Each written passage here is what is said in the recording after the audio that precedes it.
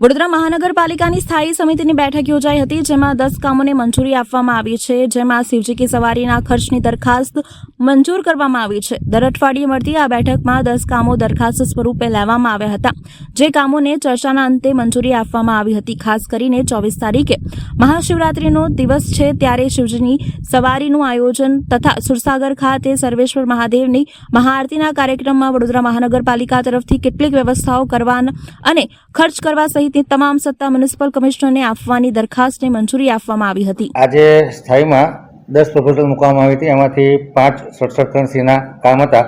પશ્ચિમ ઝોનમાં JP road, Akota road પર આદિત્ય ઇમેજિંગ સેન્ટર પાસે, અટલાદરા સુવેજ ટ્રીટમેન્ટ પ્લાન્ટમાં જતી મુખ્ય નળિકામાં જે ભંગાણ પડ્યું હતું એની દુરસ્તી કરી છે।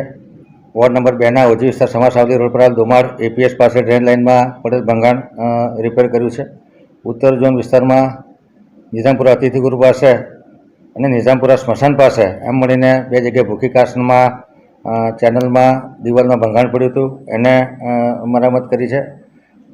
વોર્ડ નંબર 9માં સમતા પોલીસ ચોકીથી લક્ષ્મીપુરા એપીએસ જતા સુરભીપાલ સોસાયટી સામે એ ડ્રેનમાં ભંગાણ પડ્યું હતું, એનું 67 કામ કરવામાં આવ્યું છે। અને વોર્ડ નંબર 11માં મણિયા સર્કલથી વાસણા તરફ જતા રસ્તે બીનાનગર તથા ધ્રુવ એવન્યુ પાસે હયાત ડ્રેન લાઇનમાં ભંગાણ પડ્યું હતું। આમાં ટોટલ 5 કામને જે 67 કરવામાં આવ્યા હતા તેને જાણમાં લેવામાં આવ્યા છે।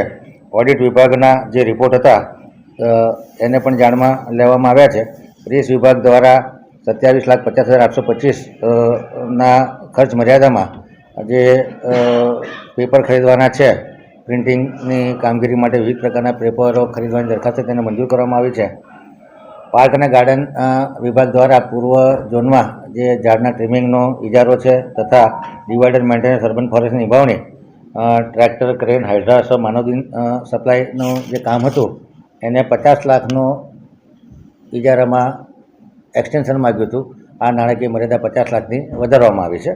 અને જનસંપર્ક વિભાગ દ્વારા શિવજીની સવારી માટે તથા સર્વેશ્વર મહાદેવની મહાઆરતીના કાર્યક્રમ માટે જે આનુષંગિક ખર્ચ કરવાનો છે એના માટે કમિશનર શ્રીને સત્તા આપવામાં આવે છે।